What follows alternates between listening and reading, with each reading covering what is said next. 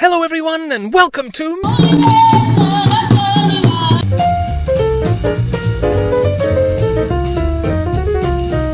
This is Africa, and here's Rwanda. Now let's have a look, shall we? The scenic, mountain-rich nation of Rwanda was first inhabited a number of millennia ago by the Twa Pygmies. Between the 5th and 11th centuries, the Pygmies were displaced by the arrival of the Hutu people, an agriculturalist group who were themselves subdued by the next arrivals, the Tutsi people, pastoralists who established a kingdom ruling over the Hutu majority. In the 19th century, we meet Kigali IV, a strong conqueror king, stringently opposed to outsiders. His reign, however, coincided with the amped-up presence of European colonial powers eager to claim control over chunks of the continent. In the 1890s, Rwanda was claimed by Germany, and a German expedition journeyed to the kingdom, led by a very neat-looking man with a very neat mustache. German influence increased under Yuhi V, but after Germany lost World War I, Rwanda passed to Belgian rule. Now, while the Belgians invested in extensive infrastructural projects, they also accentuated the divide between the Hutus and the Tutsis. The Belgians believed the Tutsis were racially superior to the Hutus and therefore officially favoured them. Hutus were not happy. In 1959, the Hutus arose in a revolution and seized control. The monarchy was abolished, and Rwanda gained independence as a nation in 1962. Pro-Hutu policies were implemented, and the Tutsis, thousands of whom fled the country, were not happy and launched attacks against Hutus. This made Hutus not happy, and they attacked Tutsis again. Years passed, the country struggled,